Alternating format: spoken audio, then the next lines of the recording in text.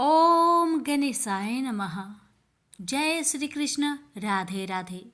प्यारे भक्तगणों, आज की इस वीडियो में आप सभी श्रवण करेंगे फाल्गुन महीने की शुक्ल पक्ष में पड़ने वाली आमल की एकादशी व्रत में सुनी जाने वाली संपूर्ण कथाएं एक साथ। आमल की एकादशी हिंदू धर्म में अन्य एकादशियों की तुलना में अत्यंत महत्वपूर्ण है। आमल की एकादशी को फाल्गुन माह के शुक्ल पक्ष में आने वाले पुष्य नक्षत्र में मनाया जाता है। आमल की का अर्थ होता है आंवला। इस व्रत में आंवले की पेड़ की पूजा की जाती है, जिसे शास्त्रों में भगवान के वास के समान माना जाता है। भगवान विष्णु ने आंवले के पेड़ को सृष्टि के समय जन्म दिया था और उसे स्वर्ग और मोक्ष प्राप्ति का प्रतीक माना जाता है। इस दिन विशेष रूप से भगवान विष्णु की आराधना की जाती है और उपवास किया जाता है। अमल की एकादशी का व्रत करने से सभी देवी देवताओं का आशीर्वाद प्राप्त होता है और भगवान विष्णु की कृपा सदैव बनी रहती है। आइए प्यारे भक्तगणों, एकादशी की व्रत कथा शुरू करने से पहले हम जान लेते हैं आमल की एकादशी व्रत की तिथि के बारे में, पारण समय के बारे में, और फिर जानेंगे अमल की एकादशी की पूजन विधि और इसके बाद श्रवण करेंगे एकादशी व्रत की संपूर्ण कथा। अमल की एकादशी की शुरुआत 20 मार्च को दोपहर 12:21 पर होगा। वहीं इसका समापन 21 मार्च 2024 को 2:22 पर होगा।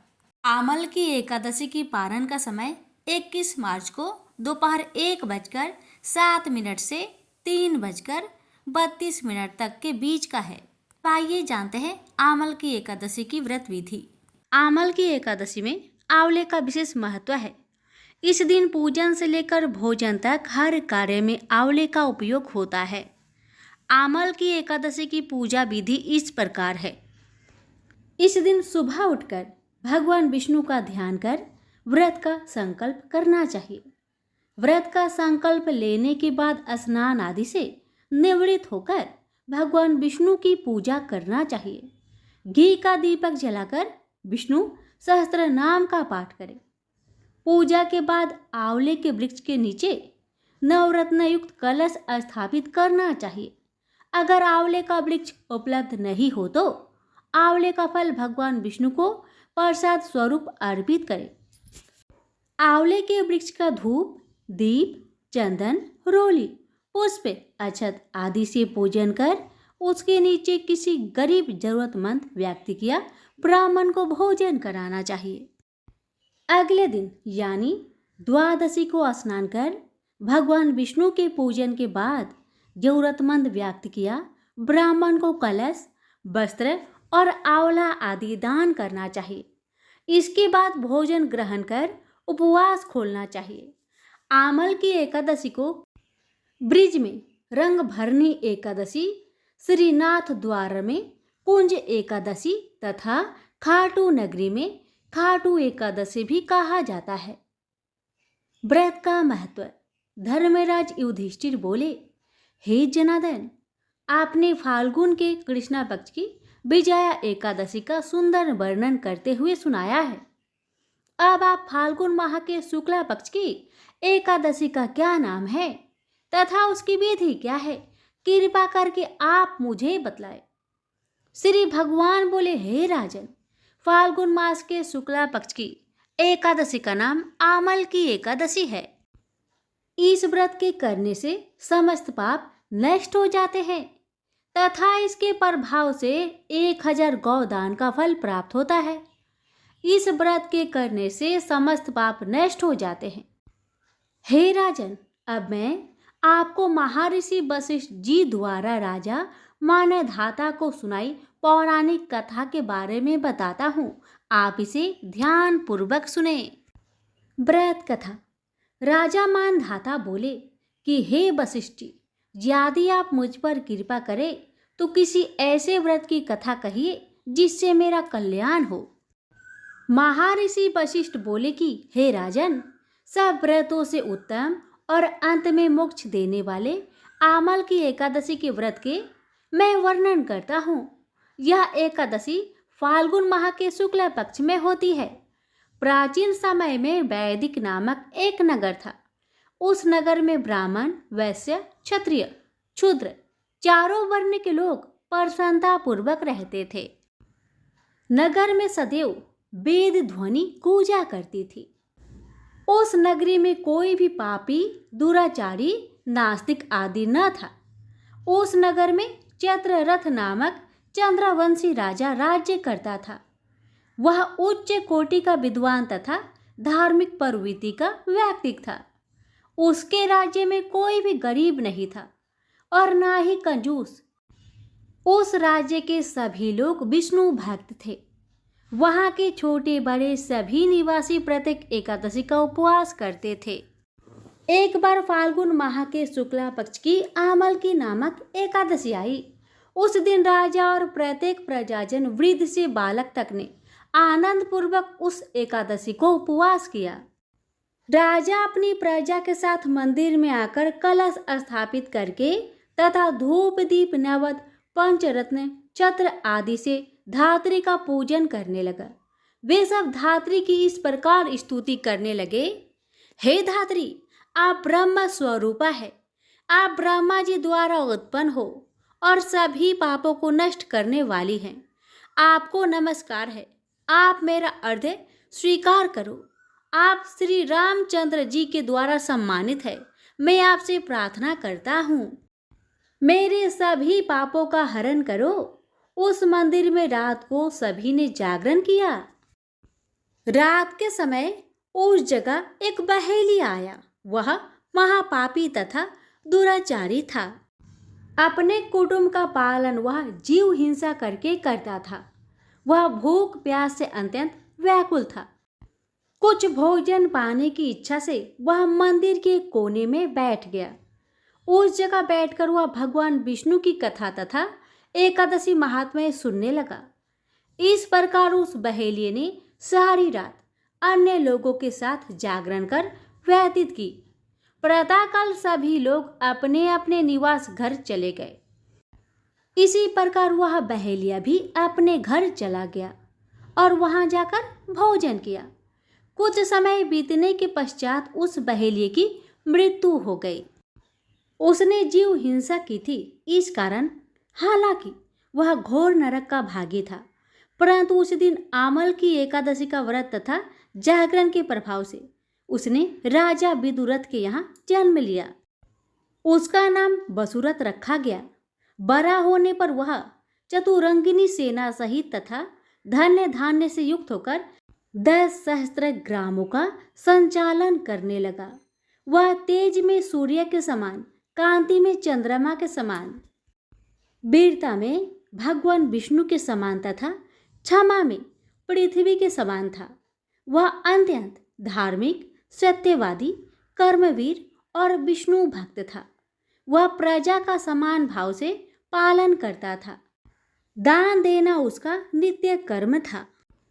एक बार राजा वसुरथ शिकार खेलने के लिए गया। देवयोग से वन में वह रास्ता भटक गया और दिशा का ज्ञान न होने के कारण उसी वन में एक वृक्ष के नीचे सो गया। कुछ समय पश्चात पहाड़ी डाकू वहां आए और राजा को अकेले देखकर मारो मारो चिल्लाते हुए राजा वसुरथ की ओर दौड़े। वह डाकू कहने लगे कि इस दुष्ट राजा ने हमारे माता पिता, पुत्र पौत्र आदि समस्त संबंधियों को मारा है तथा देश से निकाल दिया। अब हमें इसे मारकर अपने अपमान का बदला लेना चाहिए। इतना कह वे डाकू राजा को मारने लगे और उस पर अस्त्र शस्त्र का प्रहार करने लगे। उन डाकुओं के अस्त्र शस्त्र राजा के शरीर पर लगते ही नष्ट हो जाते और राजा को पुष्पों के समान प्रतीत होते। कुछ देर बाद प्रभु इच्छा से उन डाकुओं के अस्त्र शस्त्र उन्हीं पर प्रहार करने लगे, जिससे वे सभी मूर्छित हो गए। उसी समय राजा के शरीर से एक दिव्य देवी प्रकट हुई। वह देवी अत्यंत सुंदर थी तथा सुंदर वस्त्रों तथा आभूषणों से अलंकृत थी। उसकी भूख कुरूटी टेढ़ी थी। उसकी आंखों से क्रोध की भीषण लपटें निकल रही थी। उस समय वह काल के समान प्रतीत हो रही थी। उसने देखते ही देखते उन सभी डाकुओं का समूल नाश कर दिया। नींद से जागने पर राजा ने वहां अनेक डाकुओं को मृत देखा। वह सोचने लगा, किसने इन्हें मारा? इस वन में कौन मेरा हितैषी रहता है? राजा बसुरत ऐसा विचार कर ही रहा था कि तभी आकाशवाणी हुई, हे राजन, इस संसार में भगवान विष्णु के अतिरिक्त तेरी रक्षा कौन कर सकता है? इस आकाशवाणी को सुनकर राजा ने भगवान विष्णु को स्मरण कर उन्हें प्रणाम किया। फिर अपने नगर को वापस आ गया और सुखपूर्वक राज्य करने लगा। महर्षि वशिष्ठ ने कहा, हे राजन, यह सब आमल की एकादशी के व्रत का प्रभाव था। जो मनुष्य एक भी आमल की एकादशी का व्रत करता है वह प्रत्येक कार्य में सफल होता है और अंत में वैकुंठ धाम को पाता है। प्रेम से बोलिए लक्ष्मी नारायण की जय। कथा इस प्रकार है कि एक बार भगवान श्री कृष्ण और अर्जुन कहीं घूम रहे थे। उस समय अर्जुन की नजर एक भिखारी पर पड़ी। वह एक ब्राह्मण था। अर्जुन ने उससे कहा, आप ब्राह्मण होकर भीख मांग रहे हैं, ये देखकर मुझे दुख हो रहा है। आपकी स्थिति जैसी भी है, मैं आपको धन दे रहा हूँ, ये आपके काम आएंगे। इसके बाद अर्जुन ने श्री कृष्ण से कहा, मुझे अच्छा लगता है जब मैं दूसरों की मदद करता हूँ। ये सुनकर भगवान श्री कृष्ण के चेहरे पर मुस्कान आ गई। अर्जुन जानते थे कि जब जब श्री कृष्ण के चेहरे पर मुस्कान आती है तो कुछ न कुछ रहस्य जरूर होता है। अर्जुन से धन लेकर वह ब्राह्मण अपने घर जा रहा था। तभी रास्ते में एक लुटेरे ने उसे लूट लिया। अगले दिन फिर अर्जुन को वही ब्राह्मण भीख मांगते हुए दिखाई दिया। उस भिखारी ने अर्जुन को पूरी घटना बताई। पूरी बात जानने के बाद अर्जुन ने उसे एक मूल्यवान रत्न दिया। ब्राह्मण रत्न लेकर अपने घर पहुंचा। वह थक चुका था। उसने रत्न को एक घड़े में रख दिया और सो गया। घड़ा पुराना था। उसकी पत्नी को पानी भरने जाना था तो वह वही घड़ा लेकर नदी की ओर चल पड़ी। नदी से घड़े में पानी भरते समय वह रत्न नदी में गिर गया। अगले दिन फिर से अर्जुन को वह ब्राह्मण भीख मांगते हुए दिखाई दिया। अर्जुन ने उससे पूछा, अब आप भीख क्यों मांग रहे हैं? ब्राह्मण ने रत्न वाली पूरी बात श्री कृष्ण और अर्जुन को बता दिया। श्री कृष्ण ने अर्जुन से कहा, आज तुम रहने दो, इसे मैं कुछ दे देता हूँ। ऐसा कहकर भगवान श्री कृष्ण ने उस ब्राह्मण को 2 गिन्नियां दे दी। इतनी कम राशि लेकर अर्जुन और वह ब्राह्मण हैरान थे। ब्राह्मण मन में सोचने लगा, ये तो साक्षात श्री कृष्ण भगवान है, फिर भी इन्होंने मुझे इतना कम राशि दिया है। ये सोचकर ब्राह्मण ने श्री कृष्ण भगवान के सम्मान में वह ब्राह्मण 2 गिन्नियां लेकर आगे को चल दिया। रास्ते में ब्राह्मण ने देखा कि एक मछुआरा एक मछली को लेकर जा रहा था। ब्राह्मण ने सोचा कि इस तरह तो ये मछली मर जाएगी। उसने मछुआरे को 2 गिन्नियां दी और उसे मछली अपने कमंडल में ले लिया। ब्राह्मण जैसे ही मछली को देखा तो उसने अपने मुख खोल दिया। मछली के मुख में वही मूल्यवान रत्न था।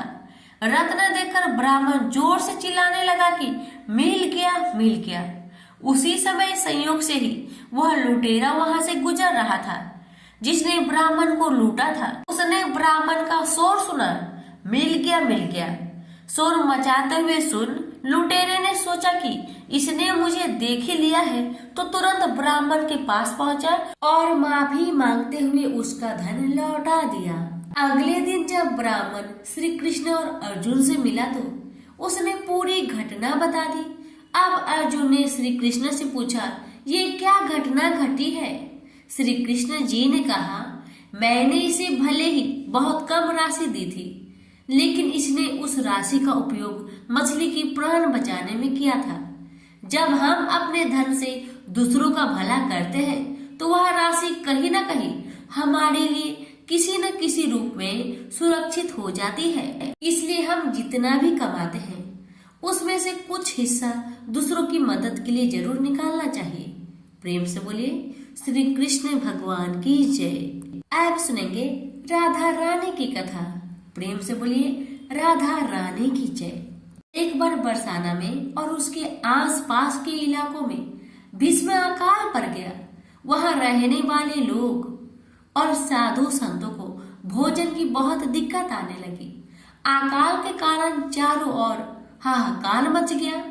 अकाल के कारण लोगों को उन गांव में पलायन करना पड़ा। बरसाना में एक संत जी रहते थे। उन्हें भिक्षा में जो मिलता उसे पहले राधा रानी को भोग लगाकर फिर स्वयं भोजन ग्रहण करते थे। अकाल के कारण भिक्षा मिलना भी बंद हो गई और उनकी कटोरी में पड़ा सामान भी समाप्त हो गया। परिस्थितियों में विवश होकर उन्होंने बरसाना गांव छोड़ने का मन बना लिया। आंखों से आंसू बहाते हुए और राधा रानी से क्षमा याचना करने लगे कि हे श्री जी, मुझे क्षमा करना। परिस्थितियों के बस में यह गांव छोड़कर मुझे जाना पड़ रहा है।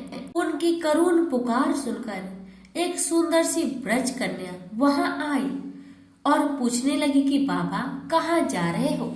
संत ने उदास स्वर में कहा कि यहाँ पर अकाल के कारण भिक्षा नहीं प्राप्त हो रही है, इसलिए मैं इस पेट की भूख शांत करने के लिए यहाँ से पलायन करने का मन बना लिया है। ब्रज कन्या कहने लगी कि बाबा आप मेरे घर भिक्षा लेने आना। मेरी मैया हर रोज भिक्षा देने के लिए भोजन निकालती है। संत कहने लगे कि पुत्री, मैं नहीं जानता कि तुम्हारा घर कहाँ है। ब्रज कन्या बोली कि बाबा मैं वैद्य श्रीधर की पुत्री राधा हूँ। आप वहाँ जाकर कहना कि जो आले में भोजन पड़ा है वह मुझे भिक्षा में दे दो। संत जी ब्रज कन्या के बताए पते पर वैद्य जी के घर पहुंचकर भिक्षा के लिए आवाज लगाई। वैद्य जी बाहर आए और कहने लगे बाबा आज तो हमने भिक्षा नहीं निकाली। संत ने उन्हें बताया कि मुझे आपकी पुत्री राधा ने भेजा है। उसने कहा था कि माँ ने आले में भोजन रखा है।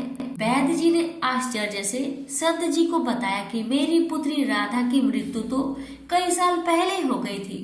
वैद्य जी ने संत के कहने पर आले में देखा तो वहां पर भांति भांति के भोजन रखे थे।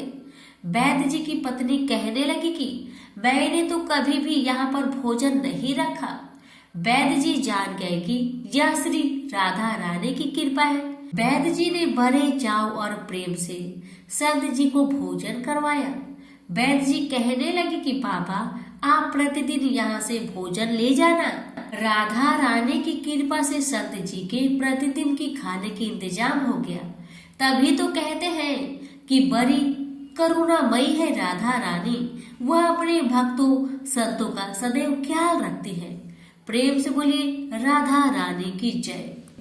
ब्रह्मा जी के मानस पुत्र धर्म का विवाह दक्ष की कन्या मूर्ति से हुआ था। इन्हीं मूर्ति की कोख से नर और नारायण का जन्म हुआ। बड़े होने पर नर और नारायण बद्रिका आश्रम चले गए और ईश्वर की कठिन तपस्या करने लगे।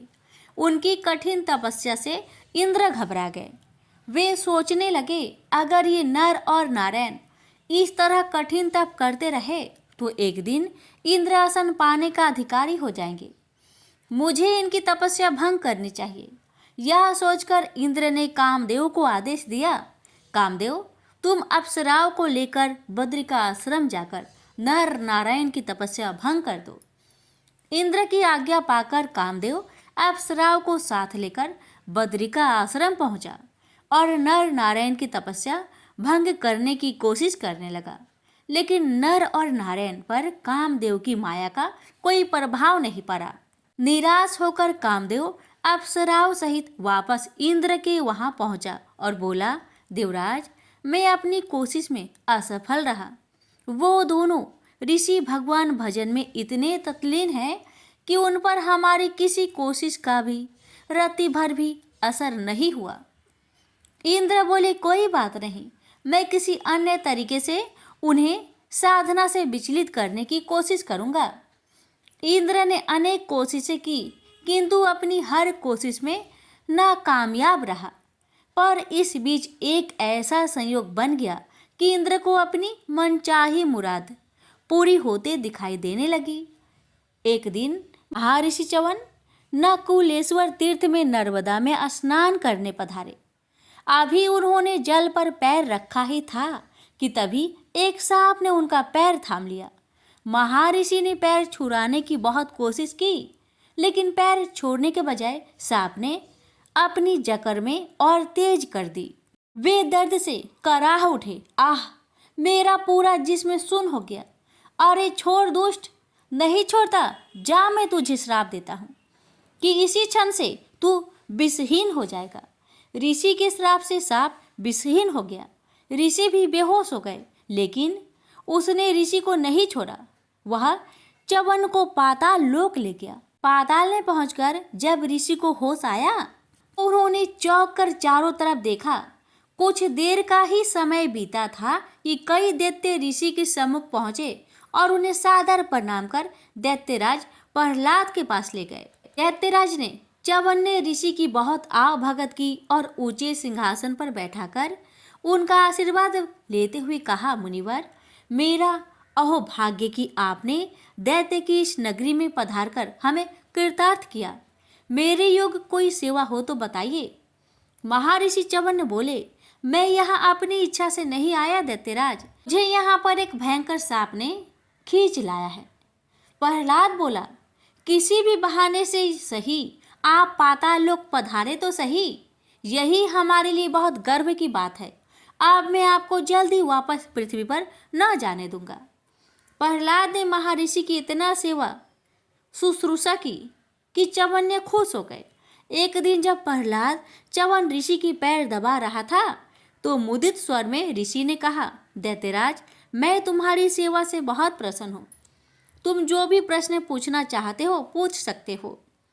प्रहलाद बोला, महर्षि, बहुत दिनों से मैं तीर्थाटन के लिए जाने की सोच रहा हूँ, किंतु निर्णय नहीं ले पा रहा हूँ कि किस तीर्थ के दर्शन करने जाऊँ। महर्षि बोले, पृथ्वी पर नैमिषारण्य, आकाश पर पुष्कर और पाताल में चक्र तीर्थ है। तुम इनमें से जहाँ भी चाहो जा सकते हो। प्रहलाद बोला, चक्र तीर्थ तो मैं हो आया हूँ, पुष्कर फिर कभी जाऊँगा। सबसे पहले मैं पृथ्वी पर नैमिषारण्य जाना चाहता हूँ। महर्षि बोले, यदि ऐसी ही तुम्हारी इच्छा है तो बेशक पहले वही हो आओ, मेरा आशीर्वाद तुम्हारे साथ है। प्रहलाद अपने दैत्य साथियों के साथ नैमिषारण्य पहुंचा। एक जगह पहुंचकर एक पेड़ की ओर इशारा करके सेनापति ने कहा, महाराज, जरा उस पेड़ को तो देखिए, उसकी हर शाखा और तने पर तीर ही तीर घुसे हुए हैं।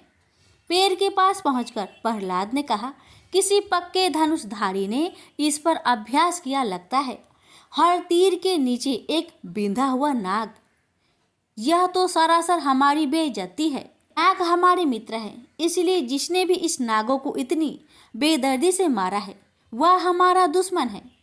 तभी पेड़ के झुरमुट से उन्हें दो तपस्वी निकलते दिखाई दिए, जिनके कंधों पर धनुष बाण थे और जिन्होंने गले में सूत की मालाएं पहनी हुई थी। उनके पास जाकर प्रहलाद ने पूछा, तुम दोनों कौन हैं और इस घनघोर जंगल में क्या कर रहे हो? उन व्यक्तिकों ने उत्तर दिया, मैं नर हूँ और ये नारायण हैं। हम इस जंगल में तपस्या करते हैं और शस्त्र अभ्यास भी। प्रहलाद बोला, उस पेड़ पर जो बाने से बिधे हुए नाग है, क्या उन पर भी तुम दोनों ने ही अभ्यास किया है? नारायण बोले, हाँ, परंतु तुम कौन हो और यह प्रश्न किस लिए कर रहे हो? प्रहलाद ने उत्तर दिया, मैं दैत्यराज प्रहलाद हूँ। नागों की हत्या करके तुम दोनों में बड़ा ही अपराध किया है। तुम दोनों को इसका दंड भुगतना पड़ेगा। प्रहलाद की बात सुनकर दोनों तपस्वियों के चेहरे तन गए। वे बोले, कौन देगा हमें दंड? हमें दंड देने वाला भी विश्व में पैदा नहीं हुआ है। अपना रास्ता नापो दैत्याधापति। नर नारायण की बातें सुनकर दैत्यराज प्रहलाद गुस्से से बोला, तुम दोनों तपस्वियों की इतनी मजाल कि दैत्यराज के सम्मान को ठेस पहुंचाओ। ठहरो, मैं तुम्हें अभी दंड देता हूँ।